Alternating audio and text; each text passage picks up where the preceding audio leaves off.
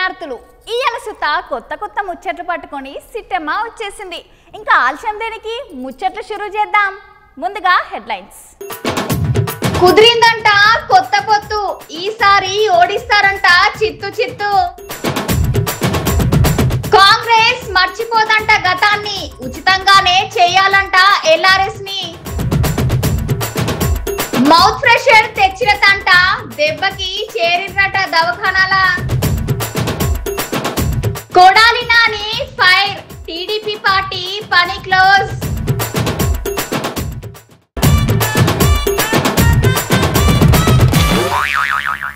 మొన్నటిదాకా కలవది కుదరది అన్నోళ్ళు అన్ని మర్చిపోయి కలుస్తున్నారు. ఒకళ్ళ మీద ఒకళ్ళు పొట్టు పొట్టు మాటలు అనుకున్నోళ్ళే ఇప్పుడు అన్ని మర్చిపోయి పొత్తు పెట్టుకున్నారు. నేను ఎవరి గురించి చెప్తానో అర్థమైందనుకుంటా. మరి ఇంకెందుకు ఆలస్యం, మీరేగా పొత్తుల ముచ్చట్లు చూడుర్రి. అవునోళ్ళు తెలంగాణలో కొత్త పొత్తు వచ్చింది. నిన్న మొన్నటి దాకా పొట్టు పొట్టు మాటలు అనుకున్న వాళ్ళకి ఇప్పుడు అన్ని మర్చిపోయి పొత్తు పెట్టుకున్నారు. బీఆర్ఎస్ పార్టీ ఇంకా బీఎస్పీ పార్టీ రెండు కలిసినాయల్లా రెండు పార్టీల నడుమిద్దలో పొత్తు ముడి పడ్డదంట. పార్లమెంట్ ఎలక్షన్లు దగ్గర పడుతున్నాయి కాబట్టి కేసీఆర్ సార్తోనే నడవాలని గట్టిగా నిర్ణయించుకున్నాడు ఆర్ఎస్ ప్రవీణ్ కుమార్ సారు. అంతేకాదల్లా సార్ మాట్లాడుకుంటా వచ్చే పార్లమెంట్ ఎలక్షన్లలో ఇక ముందట సుత బీఆర్ఎస్ పార్టీతోనే కలిసి నడుస్తామని అన్నాడు. ముందు ముందు వచ్చే రోజుల్లో రెండు పార్టీల నడుమ ఉండే విధి విధానాలు సుత ప్రకటిస్తామని సార్ అన్నాడు. కేసీఆర్ సార్ చాలా దినాల తర్వాత బయటకు వచ్చి పొత్తు గురించి మాట్లాడిండు. సార్ పొత్తు గురించి ఏం మాట్లాడినో మీరు సుత వినుర్రి. అంటే సీట్ల మీద ఏం క్లారిటీ లేదా సార్? వాళ్ళు పోటీ చేస్తారు రేపు అనుకుంటాం. ఈరోజు స్థూలంగా ఇది అయిపోయింది. బేసికలీ ఇన్ ప్రిన్సిపల్ ఇది అయింది. తప్పకుండా కొన్ని సీట్లు వాళ్ళు పోటీ చేయాల్సిందే, కొన్ని సీట్లు మేము పోటీ చేయాల్సిందే. ఒకసారి అలయన్స్ అనుకున్న తర్వాత గౌరవప్రదంగానే ఉంటుంది కదా. సో వీళ్ళు తెలియదు, మీకు కూడా సస్పెన్స్ ఉండదు కదా. సార్ మాయావతి గారు మాట్లాడారు, నేను ఇంకా తనతో మాట్లాడలేదు. ప్రవీణ్ గారు మాట్లాడి ఓకే చేసుకొని మళ్ళీ నాతో మాట్లాడారు. నేను రేపట మాట్లాడతాను. ఓకే, పాత పరిచయం ఉన్న ఇంకా ఇతర పార్టీలు ఏమన్నా కలిసి వచ్చే అవకాశం ఉంది? చూద్దాం ఏం జరుగుతుందో. నేను సస్పెన్స్ ఉంది కదా మనకి ఇప్పుడు. Thank you. మరి ఈ తెలంగాణనే కాదు యావత్ భారతదేశం కూడా ఈరోజు లౌకికత్వం అంటే సెక్యులరిజం, లౌకికత్వం ప్రమాదంలో ఉన్నది. మరి భారతీయ జనతా పార్టీ చాలా పెద్ద ఎత్తున కుట్రలు చేస్తూ ఉన్నది దేశాన్ని చిన్నభిన్నం చేయడం కోసం. మరి పూర్తిగా రాజ్యాంగాన్ని రద్దు చేయాలనే కుట్ర చేస్తూ ఉన్నారు.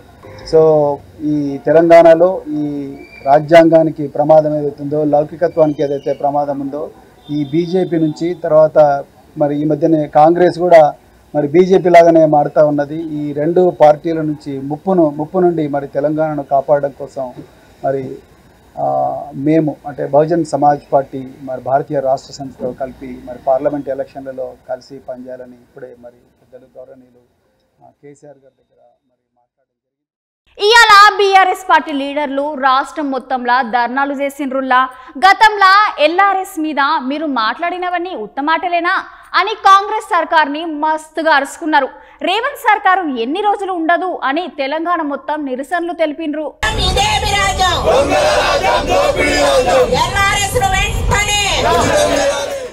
ఇవాళ బీఆర్ఎస్ పార్టీ నాయకులు ఎల్ఆర్ఎస్ పథకాన్ని ఉచితంగానే చేయాలని రాష్ట్రం మొత్తాల్లో ధర్నాలు చేసిర్రు. ఎట్లాంటి ఛార్జీలు లేకుండానే ఉచితంగానే ఎల్ఆర్ఎస్ చేయాలంటున్నారు. అన్ని జిల్లా కేంద్రాలలో ఇవాళ ధర్నాలు చేపట్టిర్రు. దీంట్లో బీఆర్ఎస్ పార్టీ ఎమ్మెల్యేలు, మాజీ మంత్రులు, ప్రజాప్రతినిధులు, నేతలు నిరసనలలో పాల్గొన్నారు. ఇదే కాంగ్రెస్ సర్కార్ ప్రతిపక్షంలో ఉన్నప్పుడు ఏమని మాట్లాడిరో గుర్తు చేసుకోవాలని అంటున్నారు. ఎల్ఆర్ఎస్ విషయంలో బీఆర్ఎస్ పార్టీ అధికారంలో ఉన్నప్పుడు ఆ రోజు కాంగ్రెస్ పార్టీ నాయకులు నో ఎల్ఆర్ఎస్, నో బీఆర్ఎస్, మా ప్రభుత్వం వచ్చిన వెంటనే ఫ్రీగా రిజిస్ట్రేషన్ చేస్తామని వాళ్ళ కమిట్మెంట్. ఏకంగా బట్టి విక్రమార్క గారు, ఉత్తమ్ కుమార్ రెడ్డి గారు, సీతక్క గారు, కోమటిరెడ్డి గారు అయితే కోర్టుకు వెళ్ళినటువంటిది కూడా మనం చూసినాం. ఎందుకంటే 25 లక్షల కుటుంబాలు వారిని ఆర్థికంగా ఇబ్బంది పడేటువంటి పరిస్థితి వస్తుంది. వాళ్ళు పేద మధ్యతరగతి కుటుంబాలు. మీరు ఇచ్చినటువంటి కమిట్మెంట్ మీరు ఫుల్ఫిల్ చేయండి. మీరు వెంటనే ఆ జీవో విత్డ్రా చేసుకొని వాళ్ళకు ఫ్రీగా రిజిస్ట్రేషన్ చేయాలనేది మా డిమాండ్. తప్పకుండా ప్రజాస్వామ్యంలో మరి ప్రభుత్వం మీద ఒత్తిడి తీసుకొస్తాం, ధర్నాలు చేస్తాం, లీగల్గా కూడా ఫైట్ చేస్తాం. ఎందుకంటే మేము వేరేదేమో అడుగుతలేం. మీరు ఇచ్చిన కమిట్మెంట్, మీరు ఎలక్షన్ల కోసం, ఓట్ల కోసం చాలా కమిట్మెంట్లు ఇచ్చారు. మీరు ఆ కమిట్మెంట్ ఫుల్ఫిల్ చేయాలని చెప్పి మేము డిమాండ్ చేస్తాం.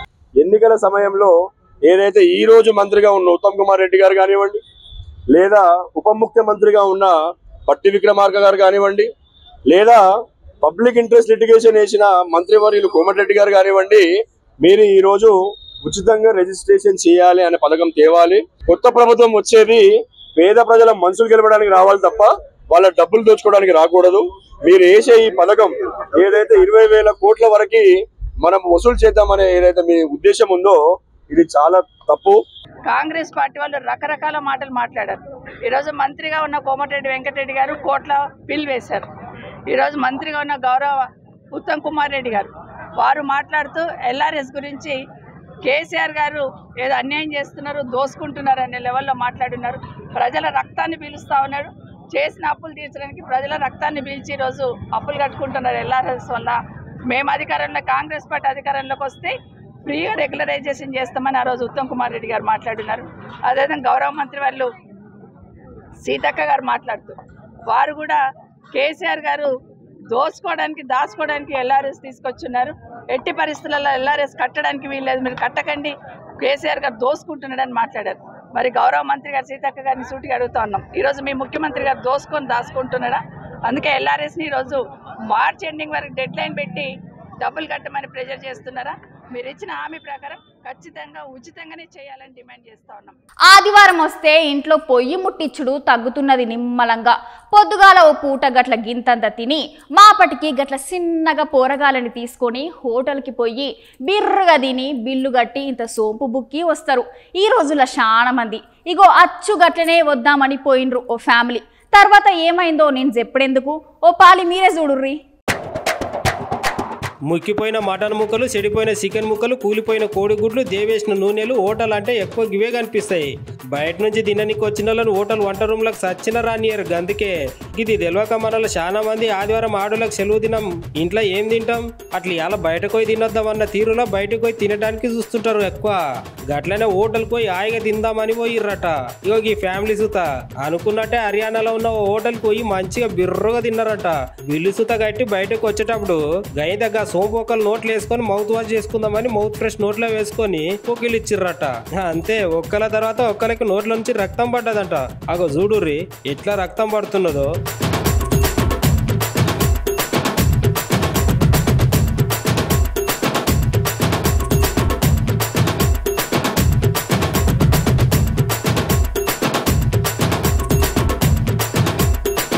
కొద్దిసేపు దాకా ఎవరికి ఏం అర్థం కాలేదట.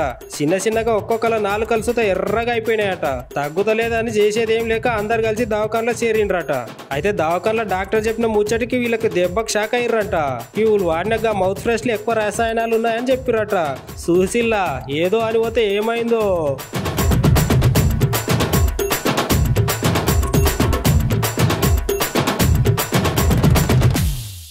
చంద్రం సార్ని, నారా లోకేశం సారుని, కొడాలి నాని సారు పొట్టు అరుచుకున్నాడులా.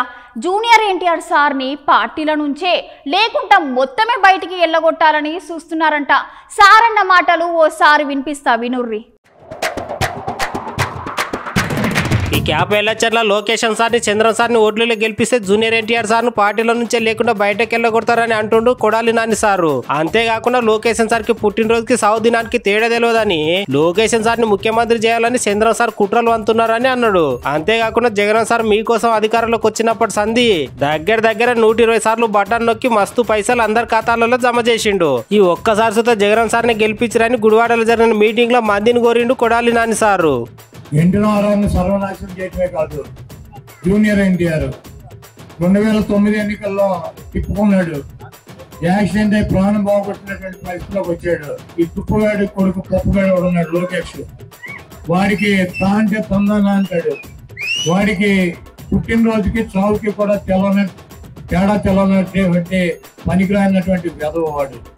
వాడిని తీసుకొచ్చి ఆ తెలుగుదేశం పార్టీకి ముఖ్యమంత్రిని చేయాలి, అధ్యక్షుడిని చేయాలని చెప్పి ఆ ఎన్టీఆర్, జూనియర్ ఎన్టీఆర్ చిన్నాడి మీద అనేక కుట్రలు చేసి అతన్ని అనేక రకాలుగా ఇబ్బంది పెట్టేటువంటి పరిస్థితి ఉంటుంది. ఎన్టీఆర్ని, పెద్ద ఎన్టీఆర్ని కానీ చిన్న ఎన్టీఆర్ని కానీ అభిమానించేటువంటి ప్రతి వ్యక్తి కూడా ఈ దొంగ, ఈ 420 గాడు అయినటువంటి చంద్రబాబుని గొయ్యి తీసి గోతులో కనుక పాతి పెట్టినట్లయితే ఆ పార్టీ రేపు ఎన్టీఆర్ చేతిలోకి వెళ్తుంది. కానీ ఈ పనికి మాలినటువంటి చంద్రబాబుని లోకేష్ ని గెలిపించినట్లయితే ఆ ఎన్టీఆర్ ను కూడా అనాదన చేసి ఆ ఎన్టీఆర్ ని కూడా బయటకి గెంటి ఈ పంది కుక్కలు ఈ పార్టీని ఆక్రమించుకుని పేదల పొట్టగొట్టి వీళ్ళు సంపాదించుకుని కోటాను కోట్ల రూపాయలు సంపాదించుకుని ఈయన మద్దతుదారులు బతికేటువంటి పరిస్థితి ఉంటుంది. ప్రజలను నమ్ముకుని దేవుణ్ణి నమ్ముకుని మీ ముందుకు వచ్చి నేను మంచి చేశానని చెప్పి మీరు భావిస్తే నాకు ఓటేయమని చెప్పి అడిగేటువంటి జగన్మోహన్ రెడ్డి గారిని అత్యున్నటువంటి స్థానంలో కూర్చోబెట్టి మళ్ళీ ముఖ్యమంత్రిగా చేయాలని చెప్పి మీ అమూల్యమైనటువంటి ఓటు 120 సార్లు మీకోసం అనేక బటన్లకి 2,50,000 కోట్ల రూపాయలు మీ పేద ప్రజల అకౌంట్లకు ఇచ్చినటువంటి జగన్మోహన్ రెడ్డి గారి కోసం ఒక్కసారి బూత్కెళ్ళి 2 బటన్లు నొక్కి ఫ్యాన్ గుర్తు మీద శాసనసభ్యుడిగా నన్ను పార్లమెంటు సభ్యుడిగా వచ్చేటువంటి జగన్మోహన్ రెడ్డి గారు పంపించేటువంటి వ్యక్తిని గెలిపించాలని చెప్పి ఈ చంద్రముఖిని ఆ ఈవీఎంలోనే ఈ ఒక్కసారి కనుక బంధించినట్లయితే 2029కి ఈ రాష్ట్రానికి పట్టినటువంటి దరిద్రం వదిలిపోతుంది. ముఖ్యమంత్రి రేవంత్ సార్ మీద కేటీఆర్ సార్ ఫుల్ ఫైర్ అయ్యిండుల్లా. కాంగ్రెస్ సర్కారు కేసీఆర్ మీద కోపంతో తెలంగాణ ప్రజలకి అన్యాయం చేస్తుందని అన్నాడు. సార్ మాటలు మీరు మల్క వినుండ్రి. కేటీఆర్ సారు రేవంత్ సార్ మీద ఫుల్ గరం అయిండు. సిరిసిల్లలో జరిగిన మీటింగ్ లో సార్ మాట్లాడుకుంటా కాంగ్రెస్ వాళ్ళు మా మీద ఉన్న కోపంతోనే తెలంగాణ రాష్ట్ర ప్రజలకు అందరికి అన్యాయం చేస్తున్నారని అంటున్నాడు. అంతేకాదంట కాళేశ్వరానికి పడింది గింతంత బుంగ మాత్రమే అన్నాడు. సర్కార్ దాన్ని రిపేర్ చేసి ప్రజలకు బాయిలకు పొలాలకు నీళ్ళు ఇయ్యాలి కానీ గట్లా చేస్తలేరు అంటున్నాడు. కానీ కాంగ్రెస్ సర్కార్ వానాకాలం వచ్చేదాకా దాన్ని రిపేర్ చేయకుండా కాలం వెళ్ళదీస్తున్నారంట. కేసీఆర్ ని బదలాం చేయాలని చూస్తే ఊరుకునేది లేదు. మీరు మా వెంట్రుక సుతా పీకలేరని గట్టిగా వార్నింగ్ ఇచ్చిండు కేటీఆర్ సారు. 100% చెప్తున్నా, రేవంత్ రెడ్డి నుంచి మొదలు పెడితే ఇక్కడ ఉన్న మహేందర్ రెడ్డి దాకా దగుల్బాజీలు సన్నాసులు చాతగాని వెధవలు అనే మాట నేను మాట్లాడుతా ఉన్నా. దమ్ముంటే నీకు చాతనైతే 14 కోట్ల రోడ్డు రద్దు చేసుడు కాదు.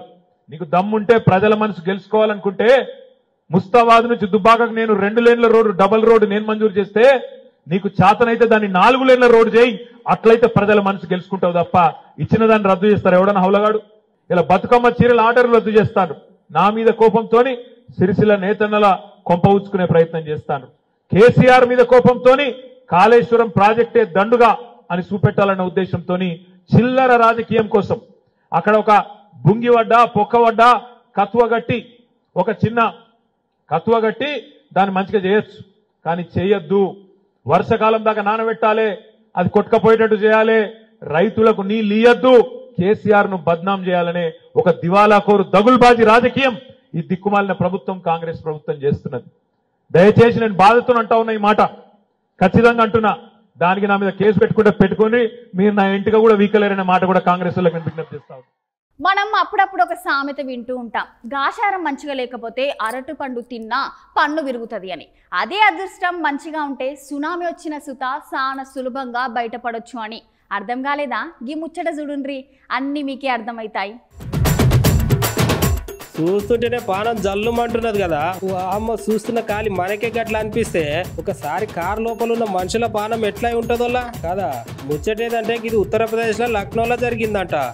ఏకంగా నడి రోడ్డు మీదనే పెద్ద బుంగ పడ్డిందంట.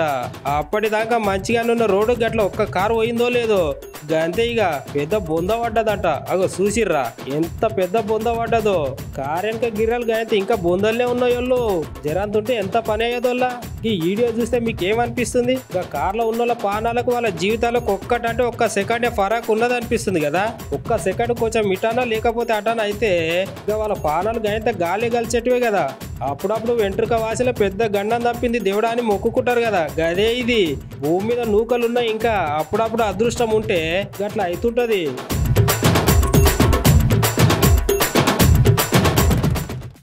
మీరు ఇంతవరకు దేవుళ్ళకి పాలాభిషేకం చేస్తుంటే చూసి ఉంటారు, లేకపోతే పెరుగుతోని అభిషేకం చూసి ఉంటారు, ఇంకా చెప్పాలంటే కుంకుమ పసుపులతోని అభిషేకాలు చూసింది ఉంటారు. కానీ మందుతోని అభిషేకం చేసిండు ఎప్పుడైనా చూసిండ్రా? లేదు కదా. ఇగో ఇక్కడ చేసిండ్రు. అది ఎక్కడో మీరు లుక్ వేసుకోండి.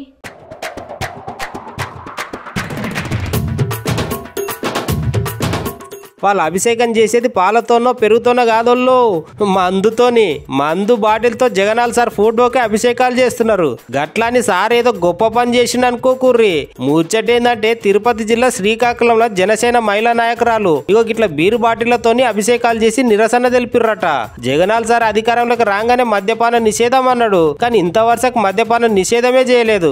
ఏం చేయ అది కాకుండా ఇంకా మందులలో కొత్త కొత్త వెరైటీలను తెచ్చి జనాలకు అమ్ముతున్నాడు. వాటి మీదనే ఫుల్ ఆమ్దాన్ని సంపాదిస్తున్నాడు అని ఈ అక్కలకి ఇట్లా జగనాల్ సార్ ఫోటోకి వెరైటీగా బీరు బాటిల్తోని అభిషేకాలు చేసిర్రు. అంతేకాకుండా మందు బాటలు అన్నిటిని వల్లగొట్టి పట్నం మొత్తం నిరసన కార్యక్రమాలు సుత చేపట్టిండ్రంట.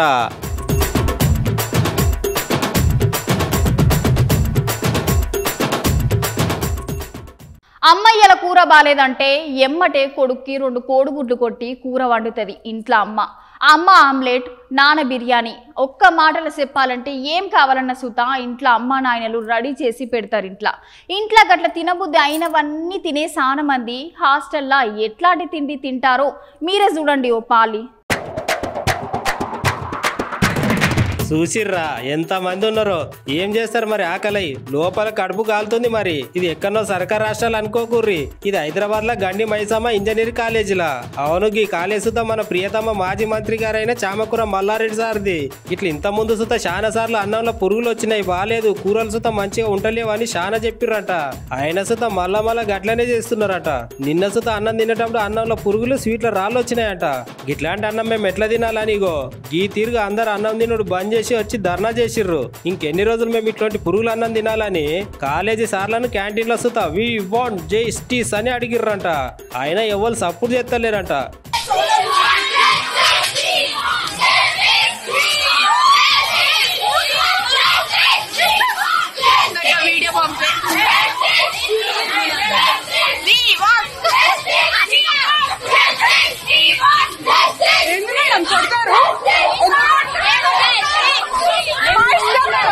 ఓ మల్లారెడ్డి సారు మాట్లాడినప్పుడల్లా నేను పాలమ్మినా పూలమ్మినా కష్టపడనే చెప్తారు కదా సారు.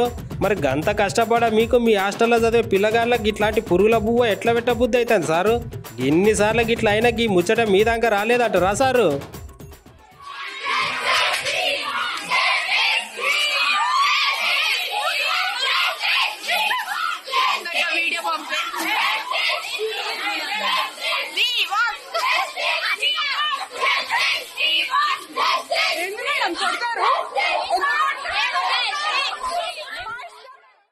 శత్రువులు ఎక్కడో ఉండరు, మనతోనే ఉంటారు అని అంటుంటారు చాలా మంది.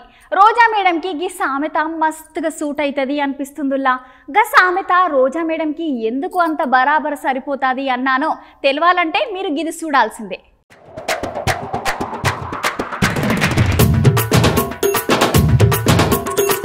మంత్రి రోజా మేడం మీద ఇవాళ నగర నియోజకవర్గం దగ్గర 5 మండలాల వైసీపీ లీడర్లు పొట్టు మాటలు అన్నారు. రోజా మేడం రాజకీయాలకు పనికి రాదంట, ఐరన్ లెగ్ అని అంటున్నారు.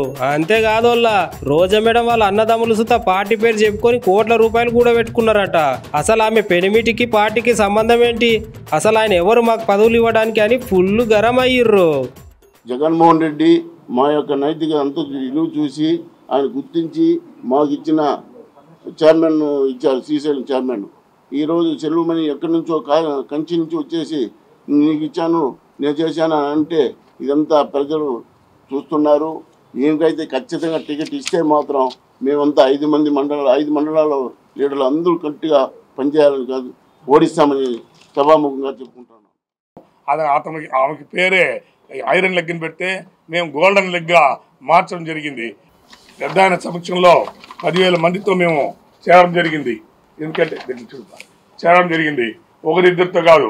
ఈ 64 బూత్తుల్లో పేర్లు తెలుసు, వాళ్ళ ఊరు తెలుసు. సొల్లుమనికి కానీ ఆమెకు కానీ వాళ్ళ అన్నదమ్ములకు కానీ రావడమే. వాళ్ళ అన్నదమ్ములు వీళ్ళు 5 మంది ఉంటే 5 మంది మనల్ని ₹1 కూడా సంపాదించుకున్నారు. మనం ఇప్పుడే అప్పుల్లో ఉన్నాము కాబట్టి మనం ఇలా చేసుకుంటే మంచిది. మమ్మల్ని 5 మందిని దూరం పెట్టడం జరిగింది. అందులో మేము 5 మంది కూడా దూరంగా 9-14 కూడా ఏ రోజు వచ్చి నేను ఇప్పుడు చెప్పుకుంటా, నేను సినిమాలో పెద్ద హీరో అయితే నేను పెద్ద కోటీశ్వరులని. ఆ రోజుల్లో 50,000కి 30 మెసేజ్లు నా దగ్గర ఉండే కార్డు అందరికి షేర్ చేస్తాను. అన్న 50,000 పంపించన్నా, ఫ్లైట్ టికెట్ డబ్బు లేదు, వడవాళ్ళపేటలో మీటింగ్ అన్నా 2 లక్షలు పంపించు, ఈరోజు వచ్చి ఇలా మాట్లాడుతూ ఉంది.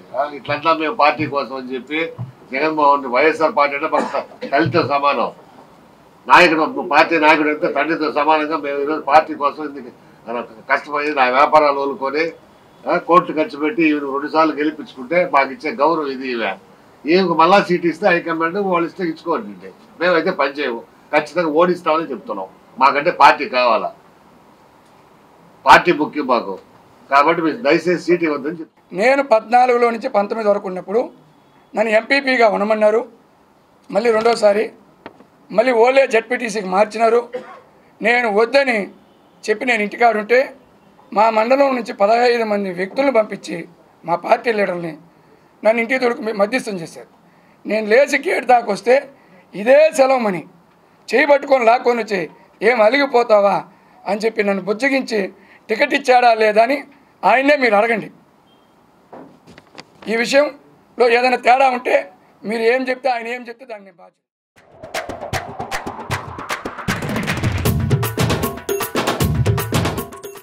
ఇగో గివ్వుళ్ళ ఇయ్యాల్టి ముచ్చట్లు, మళ్ళీ మంచి మంచి ముచ్చట్లతోటి మళ్ళీ కలుద్దాం. అంతవరకు ఉంటాం మళ్ళా.